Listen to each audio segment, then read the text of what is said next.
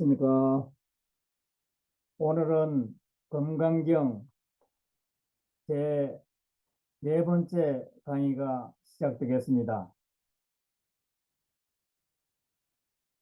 오늘 말씀드릴 부분은 여섯째 정신희유분에 대해서 말씀을 드리겠습니다. 먼저 보내드린 카톡을 보시면서 본문을 한번 읽고 해석도 같이 한번 보겠습니다. 수보리가 백불은 하사되 세존하 타유 중생이 정문 여시 은설장구 하사없고 생실신 불이까 불이 고 수보리 하사되 막작 시설하라 열애멸후 500세에 유세계 투복자가 어차장고에 능생신심하여 2차 위실하려니. 이 말을 우리나라 말로 풀어서 말씀을 드리면은 수부리가 부처님께 여쭈었습니다. 세존이시여, 중생이 이와 같은 말씀이나 글귀를 듣고 실다운 믿음을 낼 수 있습니까? 없습니까? 부처님께서 수부리에게 말씀하시되 그렇게 말하지 말라. 여래께서 인멸하신 뒤 후 500세가 되더라도 계를 받아 지니고 복을 닦는 어떤 사람이 이 글귀에 대해서 너기 신심을 내어 이것이 실다운 것이라 여기리다 라고 말씀했습니다. 참으로 금강경은 넘쿨 금강이라고 누가 말했습니다. 수보리가 의문이 생겼습니다. 부처님께서 말씀하신 사교계를 다시 떠올리면서 부처님께 솔직하게 묻고 있습니다. 부처님으로부터 심히 깊고 미묘한 사고의 법문을 들은 수보리가 중생들이 과연 이러한 법문을 듣고 진실한 마음을 낼 수 있을까 하는 의문에서부터 정신희유부는 시작됩니다. 정신은 말 그대로 참되고 올바르게 믿는 마음을 말하고, 희유는 아주 드물고 귀하다는 뜻입니다. 즉 설사 불법이 이미 만류에 들어간 시기라 하더라도 오랫동안 부지런히 성근을 심은 중생은 경문에 대해서 정신을 낼 것인데, 이러한 일은 매우 희유하고 귀중한 일이기 때문에 정신희유분이라고 했습니다. 신심은 마음을 정화시키는 힘입니다. 탁한 물을 가라앉히듯 탁한 마음을 가라앉혀 정화시키는 힘이 곧 신심입니다. 부처님을 믿으면 그 부처님의 청정심에 동화되어 자기의 마음도 청정해진다는 것이 불교에서 말하는 믿음, 곧 신입니다. 수보리는 세존에게 아뢰옵기를 상이 바위보다 견고하게 자리 잡고 있는 중생들이 범소유상 계시허망 약견재상 비상 적견열애라는 금강경 사국의 가르침을 듣고 진실로 받아들여 믿겠습니까? 라고 부처님께 여쭤봅니다. 이에 부처님께서는 그렇게 비관적인 소리를 하지 말라라고 하며 즉각적으로 낙관론을 펴고 있습니다. 이것은 자신은 부처님께 직접 가르침을 받은 사람이기 때문에 자신만이 부처님의 가르침을 제대로 알 수 있을 것이라는 수보리의 법상에 대해 부처님이 따끔하게 일침을 가하신 것입니다. 먼 훗날 500년이 아니라 수천 년이 지나도 법의 인연이 닿는 사람이라면 부처님의 말씀은 참 진리이기 때문에 믿음을 가지고 따를 것이라고 확신하고 있습니다. 열애미류 부처님께서 육신을 버리고 열반의 세상으로 돌아가신 뒤라라는 말입니다.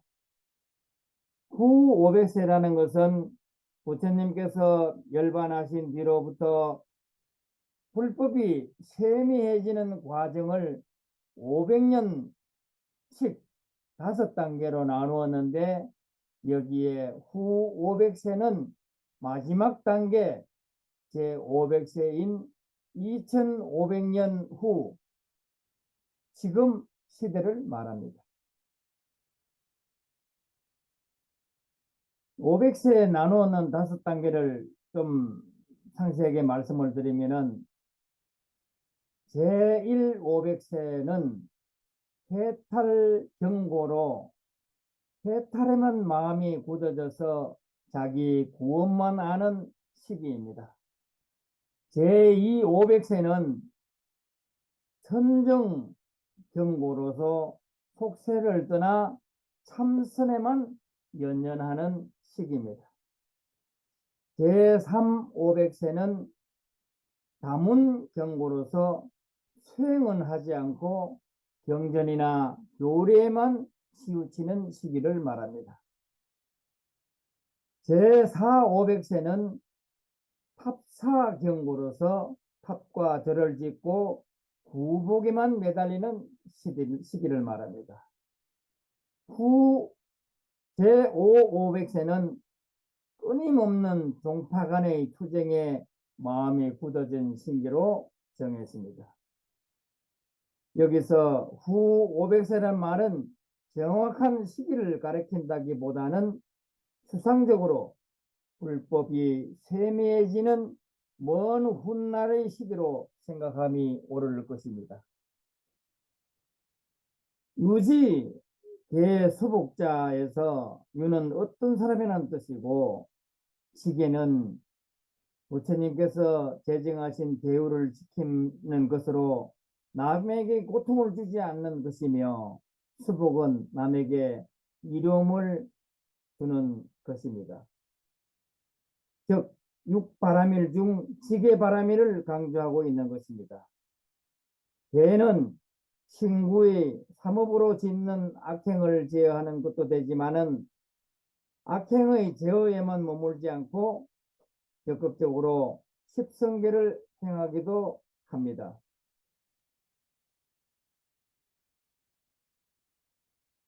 어차 장구 능생신심 2차 위실이라는 것에 대해서 말씀을 드리면은 이 글귀에 대하여 능히 신심을 내어 이것을 실다운 것으로 여긴다라고 해석할 수 있습니다. 금강경의 내용에 신심을 내고 그 글귀를 진실로 여기는 사람이 있다고 불멸 후 2500년대의 일을 예언하고 있으니 참으로 불가사의한 경전이 아니고 무엇이겠습니까? 부처님께서는 진실한 믿음을 내는 수행자는 시대를 초월하여 있다는 사실을 강조함으로써 부처와 중생이 둘이 아니며 정법 시대와 말법 시대가 둘이 아니며 정법과 비법이 둘이 아님을 보이고 계시기 때문입니다. 다시 본문으로 돌아가서 당지 시는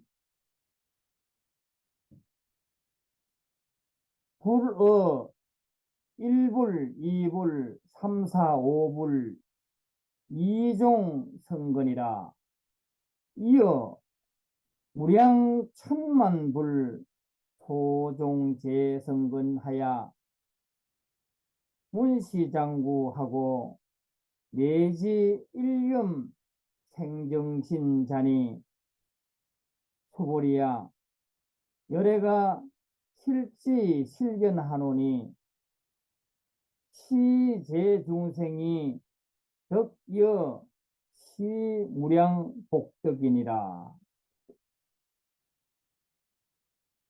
이 사람은 첫 번째 부처님이나 두 번째 부처님이나 세 번째, 네 번째, 다섯 번째 부처님이 심은 성근인 뿐 아니라 이미 한량없는 천만 부처님이 심은 바의 성근이기 때문에 이 글귀를 듣거나 심지어 한순간에도 깨끗한 믿음을 내는 자인 것을 마땅히 알라.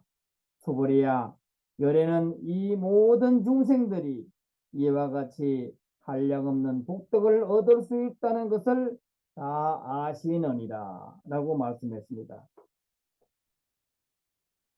우리는 이미 부처님이 계시던 시대와 멀리 떨어져 있지만 오늘날 금강경을 배울 수 있는 것은 우리가 미처 기억도 못하는 과거에 수많은 시계 서복의 종자를 심어놓은 결과임에 틀림없다 할 것입니다. 육조 해능이 비록 나무꾼이었으나 객조점에서 흘러나오는 억무소주 이생기심이라는 사고계를 듣고 그 자리에서 깨우쳐 오조 홍인을 찾아간 것은 과거세로부터 부처님께 성근 공덕을 쌓아왔기 때문이라고 볼 수 있습니다. 그러므로 부처님의 가르침을 듣고 신심을 내는 사람들은 본래부터 마음속에 선한 뿌리가 있기 때문에 전생부터 따가운 공덕이 금생의 불법과 인연을 맺을 수 있게 된 것이지 우연히 이러한 인연이 생긴 것은 아닙니다. 이들은 과거 전생으로부터 지금까지 1불, 2불, 3, 4, 5불 부처뿐만 아니라 수많은 윤회 동안 만났던 한량없는 천만 부처님들 그리고 괴로움에서 벗어나는 선천적인 불성을 갖춘 모든 중생들에게 여러 가지로 진리와 착한 인연을 맺어왔다는 것입니다. 종제성근에서 성근은 착한 뿌리, 착한 종자, 즉 그들에게 베풀었던 착한 행위이니 부처님 삼보전에 드리는 공양에서부터 육도 중생에 대한 자비행위 모두 성근의 종자가 됩니다. 야보선사는 오이를 심으면 오이를 얻고 과일을 심으면 과일을 얻는다고 하셨으니 오랜 과거세부터 성근을 심어온 사람은 그 성근을 심은 공덕 때문에 깨끗하고 청정한 믿음을 얻게 되는 것이며 또한 청정한 믿음을 가진 자는 장구한 구절만 들어도 금방 장구를 신뢰하고 이해하게 됩니다. 왜냐하면 이들은 이미 사상을 벗어나 있기 때문입니다. 사상을 벗어난 사람은 먼 과거 일에 태어날 때마다 수천만의 부처님뿐만 아니라 수없이 많은 중생이며 부처인 생명체들에게 청정한 대품의 삶으로 바르게 정진해온 까닭에 금강경 한 구절만이라도 바르게 마음에 챙겨서 들어도 역시 바른 믿음과 이해를 따르는 것이라고 하였습니다. 여기에서 말한 바 부처님의 가르침을 신뢰하고 이해하는 사람은 셀 수 없이 많은 부처님의 처소에서 성근을 심었을 것이므로 금강경 법문을 듣자마자 단숨에 깨끗한 믿음을 얻을 수 있는 것은 당연한 일임을 강조하신 것입니다. 금강경 공부는 성근이 박약하면 만나기 어렵고 만난다 하더라도 정하기 더욱 어렵습니다.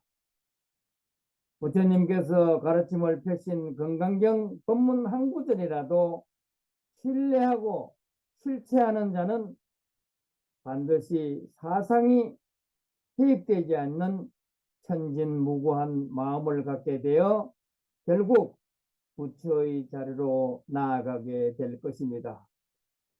이러한 사람은 부처님처럼 한량없는 행복과 영광을 누리게 됩니다.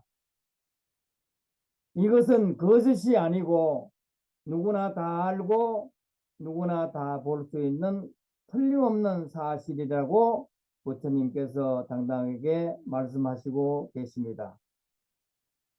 우리는 금강경이 바로 부처님의 세계로 들어가는 입구이며 온갖 번뇌 망상이 나오는 출구임을 알아야 합니다. 수천 년의 세월이 흘러도 금강경은 진리 중에 진리입니다.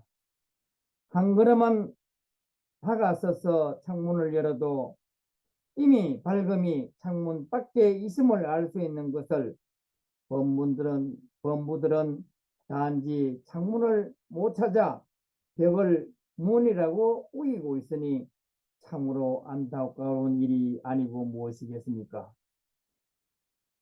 이번 생에 사람으로 태어나 부처님의 거룩한 가르침을 만났을 때 머리에 불이 붙는 듯이 서둘러서 한시라도 빨리 부처님의 가슴을 따르는 인연을 맺는 것이 중요한 일이며 다급한 일입니다. 부처님의 가슴을 느끼는 순간 우리는 성자의 대열에 합류하게 될 것이기 때문입니다.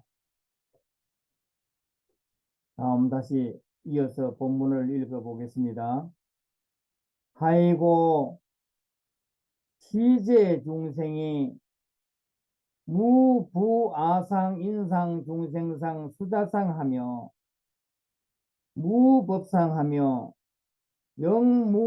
영무비법상이니라. 하이고로 시제 중생이 약심치상하면 적이 착아인 중생 수자이고 하이고 약치법상이라도 적작 아인 중생 수자이며 약치 비법상이라도 적착 아인 중생 수단이라.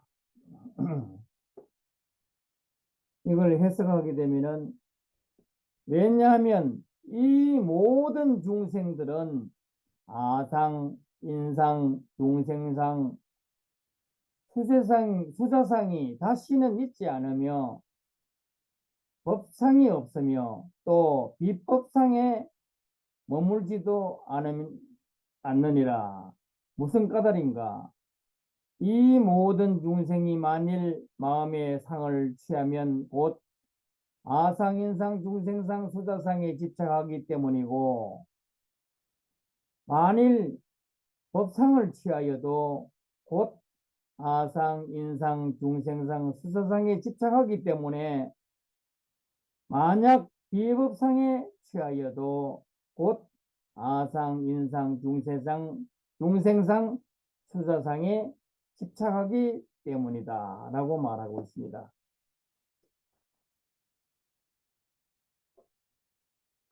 부처님께서 금강경을 설하신 대의는 파이지편 3공이라 했습니다.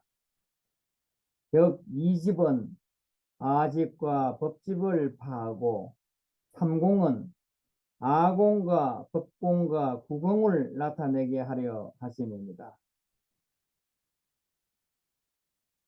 이 사상은 엄밀히 따진다면 본래 자기를 중심으로 하여 끌어모으고 쌓아놓은 견해라 할 수 있습니다. 그래서 불교에서는 이것을 나라는 집착에서 비롯된다고 하여 아집이라고 하였습니다. 법이란 크게 두 가지 뜻으로 쓰이고 있습니다. 하나는 나와 남을 둘러싸고 있는 모든 것, 내 앞에 펼쳐진 모든 존재를 불교에서는 법이라고 합니다. 둘째로 지금 여기에서 말하는 법이란 부처님이 설하신 언어와 문자화된 가르침을 뜻합니다. 부처님의 교부모님이 우리가 아는 바와 같이 달을 가리키는 손가락이며 경각산에 올라가는 이정표며 원경 여약에 불과하기 때문에 부처님이 설한 교법 자체에 집착하거나 묶이는 것을 법에 집착한다고 하여 법칙이라고 하였습니다. 사상을 한번 살펴보면은 내가 잘났다고 생각하는 것이 이제 아상이요. 남은 못하다고 생각하는 것을 인상이라고 하고, 사막도의 고통은 싫고 천상락을 누리고 싶다는 생각이 중생상이며, 복을 닦아 오래 살고 싶다는 것이 수자상입니다. 다음으로 법상과 비법상에서 살펴보면은, 법상은 객관의 대상을 긍정하여 집착하는 것입니다. 비법상은 객관의 대상을 부정하여 집착하는 것입니다. 그래서 객관의 대상이 없다고 생각하는 극단에 빠지게 됩니다. 우리가 부처님의 법이 참 좋다라고 생각하는 것은 부처님 법을 내 밖에 대상화시킨 것입니다. 이렇게 진리를 객관화하고 대상화했을 때 그것은 이미 진리가 아닙니다. 따라서 법을 취하지도 말고 법 아님을 취하지도 말라고 했습니다. 그래서 진리를 대상화, 객관화하지 말 것이며, 깨침의 법은 밖에 따로 있는 것이 아니고 오직 내 안에서 이루어진다는 것을 알아야 합니다. 다음 본문으로 들어가서, 치고로 불응치법이며 불응치비법이니라. 이 시의고로 열애가 상설호대 여등 비구가 지아설법을 여불 유자라 하노니 법상응서든 하황비법가라고 했습니다. 이런 까닭에 마땅히 법을 취하지 말며 비법을 취하지도 말아야 하느니라. 이러한 뜻으로 말미암아 여래께서 항상 말씀하시기를, 너희들 비구들은 나의 설법을 뗏목에 비유하는 것과 같다는 것을 알라 하였으니, 법도 오히려 마땅히 버려야 하거늘 하물며 불법이야 비법이야 말할 수 있겠느냐라고 했습니다. 우리가 살고 있는 중생세계에서 매 순간순간마다 옳다 그러다 잘못됐다 맞다 하고 해서 분별심에서 살고 있습니다. 그런데 부처님께서는 우리 보고 도대체 어떻게 살라고 법도 취하지 말고 법 아닌 것도 취하지 말라고 하시는가? 그냥 우리에게 믿고 따르라 할 말씀과 취하지 말아야 할 그릇된 법을 잘 구분해 주셔야 우리가 바르게 살 수 있으련만, 그러나 부처님께서 아무리 훌륭한 가르침이라도 이것만이 최고의 진리이고 이것만이 최선의 방법이라고 집착하고 있다면 마치 이미 채워진 물 항아리처럼 더 이상 자신의 가슴을 열 수 있는 여유가 없게 된다고 하십니다.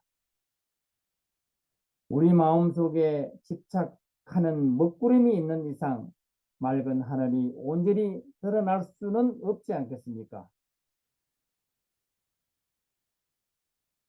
부처님도 깨달음을 성취하기 이전에는 부모와 아내와 아들이 있는 우리와 조금도 다를 바 없는 보통 사람이었습니다. 그러나 늙고 병드니 죽으니 수행하는 이들을 보시고 패자의지와 미래의 왕위를 포기한 채 사랑하는 가족을 기도하시고 깨달음을 위해 출가하셨습니다. 그리고 열심히 정진하여 마침내 깨달음을 얻으신 후에는 모든 존재들과 다른 정각자가 되어 중생들에게 가르침을 펼쳤으며 천신들에게까지 존경받는 거룩한 분이 되었습니다. 사실 세간의 자식이란 하나씩 보태는 것이다. 지식이란 하나씩 보태는 것입니다. 본 것, 들은 것, 배운 것, 느낀 것 하나씩 자기 안에 보태는 것입니다. 그러나 수행은 하나씩 버리는 것입니다. 본 것, 들은 것, 배운 것을 다 버리는 것. 궁극에 가서는 수행에서 얻은 경지까지도 버리는 것이 진정한 수행이라고 부처님은 가르치고 있습니다. 조금이라도 얻을 것이 있고 취할 것이 있다면 그것은 부처님의 법이 아닙니다. 금강경을 읽되 자신이 주인이 되어 금강경을 읽어야 하는데 금강경 글자에 마음이 묶여 있다면 그것은 이미 금강경이 아닌 것입니다. 금강경을 읽되 경전의 언어나 문자에 속박되지 말 것을 당부하고 있습니다. 뗏목의 비유는 도피안을 위한 방법론을 설명한 것입니다. 불법은 열반의 전득에 가기 위한 방편일 뿐이므로 법에 집착하거나 머물러서는 안 되며 심지어 열반에 이르는 법까지도 비워버려야 한다고 비유하고 있습니다. 금강경은 깨달음이라는 목적지를 향하여 가는 배가 잘 운행될 수 있도록 안내 역할을 하는 항해도와 같기 때문에 매우 중요한 경전이다. 우리나라의 대부분 종단에서 소위 경전으로 받들고 있습니다. 그러나 경전이 곧 진리 자체가 아니며 진리의 길을 설명하고 안내하고 있는 것일 뿐이기 때문에 이것도 결국은 버려야 하는 것입니다. 뗏목이 강을 건너게 하는 수단인 것처럼 금강경의 말씀도 깨달음을 이루게 하는 수단에 불과하므로 깨달음을 이루은 뒤에는 그 수단에 묶이면 안 된다는 것입니다. 달을 가리키는 손가락만 보는 사람은 달을 보지 못하는 것처럼 경전의 어구에 집착하는 사람은 깨달음을 얻지 못합니다. 금강경은 깨달음을 이루게 하는 인도자이므로 중생은 마땅히 의지하고 공경하고 수지 독송해야 합니다. 여기서 가르치는 바는 궁극적으로 도달해야 할 깨달음을 얻기 위해서 경전에 의지할 뿐이지 경전을 절대적인 것으로 여겨 경전에 묶여서는 안 된다는 것입니다. 부처님께서 법도 버려야 하거늘 하물며 비법에 서랴 하신 말씀은 좋은 법도 버려야 하거늘 하물며 나쁜 것이야 말할 수 있겠느냐 하는 말씀으로 이렇게 법이든 비법이든 모두가 실체가 없는 헛개비와 같은 것이라는 이치를 사무치게 알아야 반야 지혜가 일어난다는 것입니다. 그러면 다음 7번째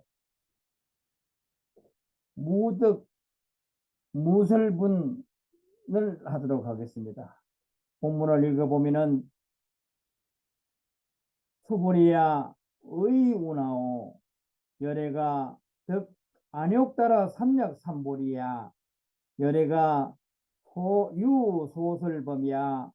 소보리가 은하사대 여아해 불소설의는 무유정법명 안욕따라 삼약삼보리며 영무 유정법 열애 가설이니라.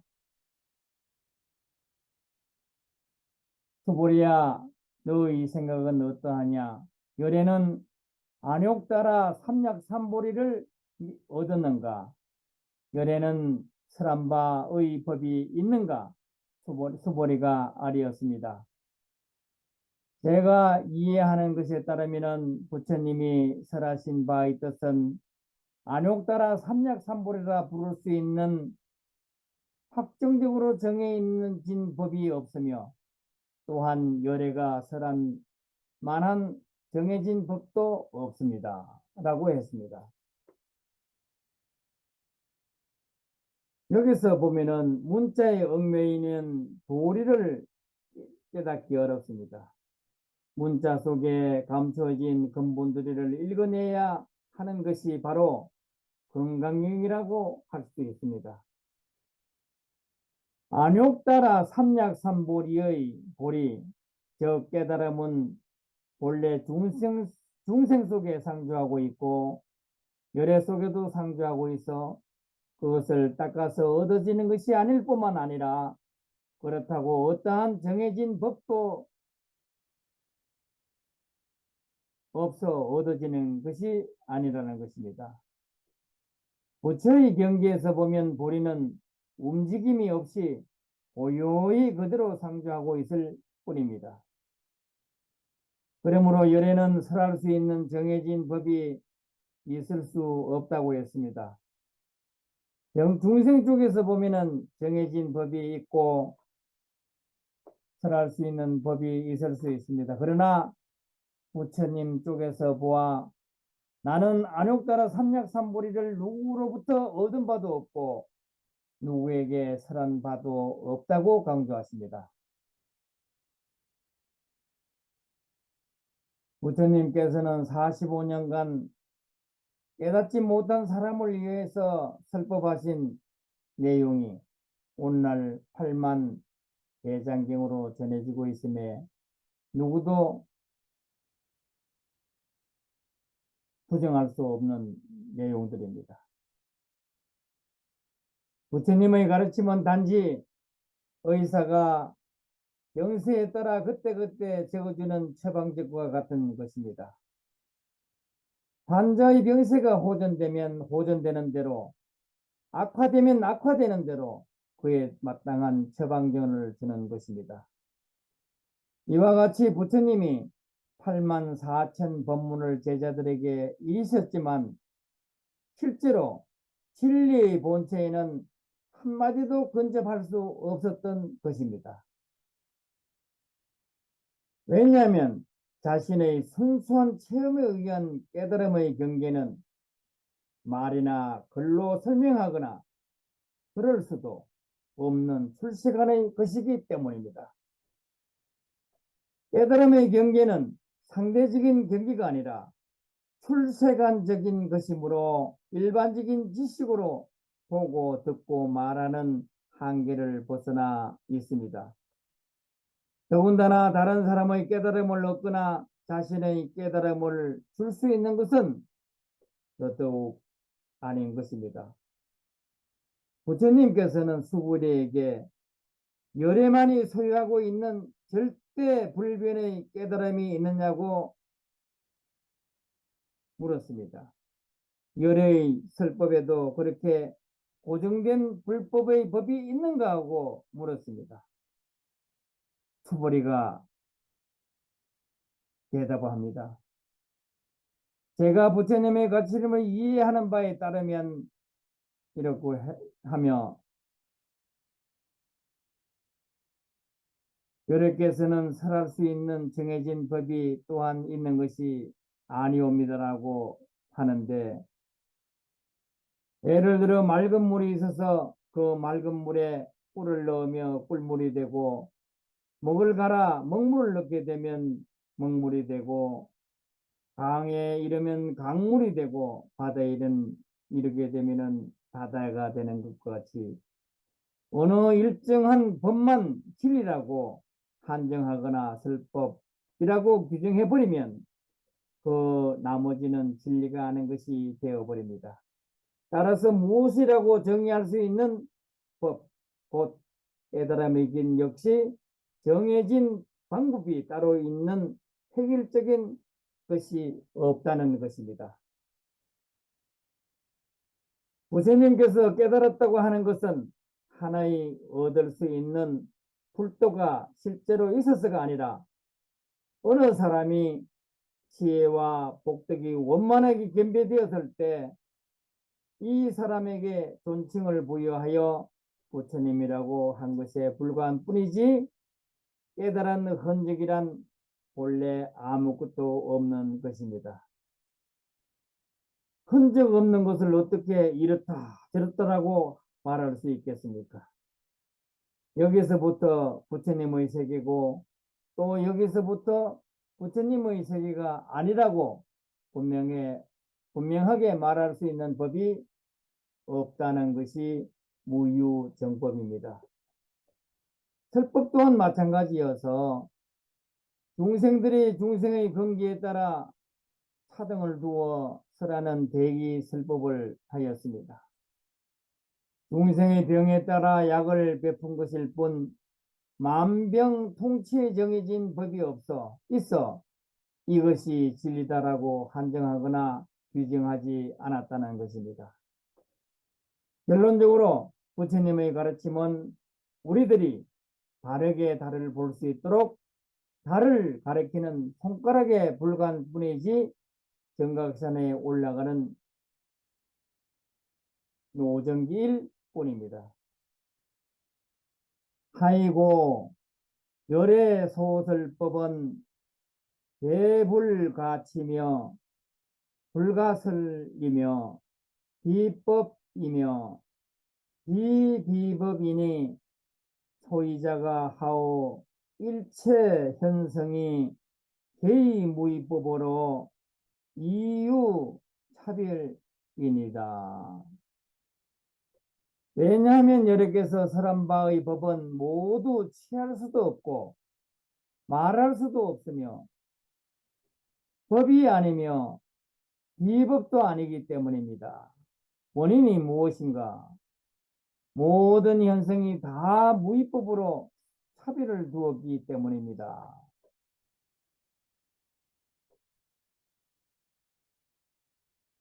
부처님의 설법은 한마디로 이것이라고 꼬집어 말한다면 다른 것은 설법이 아닌 것이 됩니다. 이것만 놓고 저것이 틀린다고 할 만한 정해지는 길이 없습니다. 깨달음도 마찬가지로 이것이라고 명명할 수 없습니다. 그러므로 부처님께서 법문하신 것을 꼭 이것이다라고 취할 수도 없고 병에 따라 먹는 약이 다른 것처럼 이것이 꼭 맞다라고 말할 수도 없습니다. 부처님께서 설법하신 것이라고 그것을 꼭 붙들고자 해서는 안 됩니다. 부처님 말씀이 옳다고 집착한다면 스스로 속임수에 걸려드는 것입니다. 가령 맛있는 음식을 먹고 와서 그 음식이 맛있다고 떠들어 보아도 그 말이 곧 원래의 맛은 아닌 것과 같이 불법 역시 아무 말로 표현하여도 그것이 곧 불법인 것은 아니고 단지 언어와 문자로 표현된 진리의 그림자일 뿐이며 진리의 닭에 서는 안내자와 같은 것이지 결코 진리 그 자체가 될 수 없기 때문입니다. 그래서 열애의 설법은 모두 취할 수도 없는 것이고 말할 수도 없는 것이며 하나의 고정된 설법이라는 것도 없고 고정된 설법이 아닌 것도 없습니다. 부처의 자리에서 보면 설할 수도 없고 잡을 수도 없는 것이지만 중생 쪽에서 보면은 중생을 위하여 언서를 빌려 쓰는 것이므로 법 아닌 것도 아닌 것입니다. 비법, 비비법, 즉 법도 아니고 법 아닌 것도 아니다라고 한 것에 대해서 설명을 하면은 부처님께서 설하신 법은 법이 아니다라고 하였습니다. 그러나 건강에서 설한 법을 듣지 못하거나 알지 못하면 부처가 될 수 없지 않겠습니까? 건강형이 법 아닌 것도 아니다. 예를 들면 고기 잡는 통발을 법이 아니다. 그러나 그 통발이 없으면 고기를 잡지 못한다. 그러므로 통발이 법이 아닌 것은 아니지 않겠는가? 모든 성인들이 모두 무위법으로서 차별을 가졌기 때문이라고 하는 것은 현성은 현인과 성인을 말하는데 교양과 학식과 도덕이 최고도로에 이른 사람을 성인이라고 하고 그보다 조금 못한 아직도 수행 중에 있는 사람을 현이라고 합니다. 여기서 무위법으로 차별이 있다고 하면 부처님 법이 일정한 모양을 가지지 않음을 확연히 설명하기 위하여 성현을 예로 설명한 것입니다. 성이라는 모든 부처와 보살과 독성 나함들입니다. 이들은 모두 무위법에 들어선 분들입니다. 이와 같은 무위의 세계에도 차별이 있다는 것입니다. 예를 들어 52위 보살 경계를 넘어서야 부처가 된다든지 동문 또는 성문 영각 보살의 삼성교법 등을 말합니다.